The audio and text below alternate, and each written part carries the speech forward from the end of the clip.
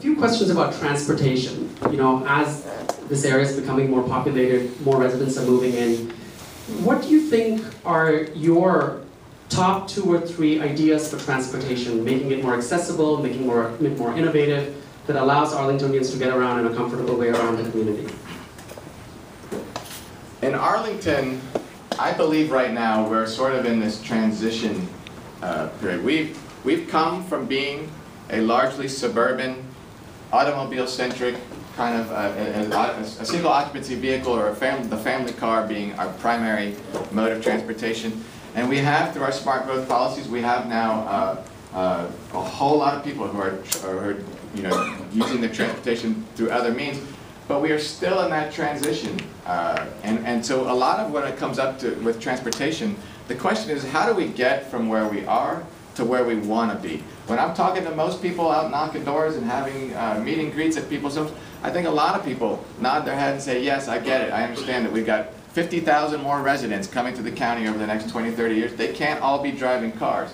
But how do we get there? We've got to invest in a modern 21st century transportation network that includes buses that have to come frequently, that have to go where you want to go. People are not going to get out of their car to wait on the corner in the pouring rain for bus. You've got to have a robust, modern bus network. We've got to continue to invest in our bicycling infrastructure.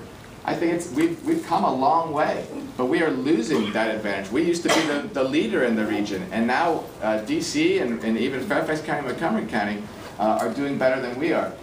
Even if you don't ride a bike, if you see someone on a bike, they're not in a car in front of you.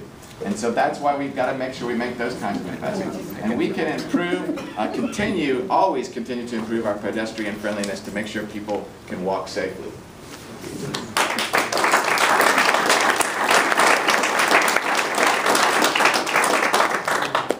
Yesterday we had our work session on our transportation development plan, and our staff laid out some really good plans, I think, for modern bus transportation in the county, and that includes a 1-seat ride from the west end of Columbia Pike all the way through till Crystal City, which I think makes a lot of sense.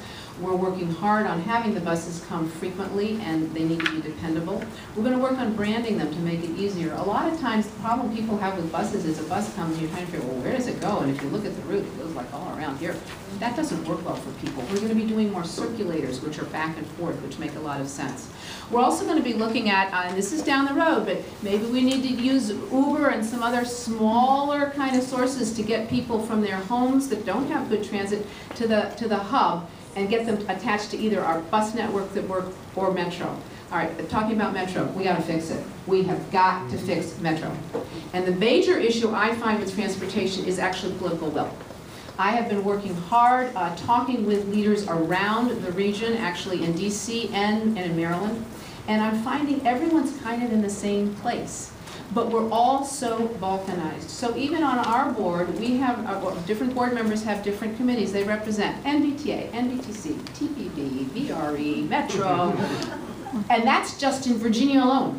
No wonder we can't get an overall plan. So I have been working very hard with these networks. I am planning to work that very hard in my next 4 years. It's something that I bring, the kind of network of people that I have, and we need to develop that political will and make it happen. And that's what needs to happen, political will.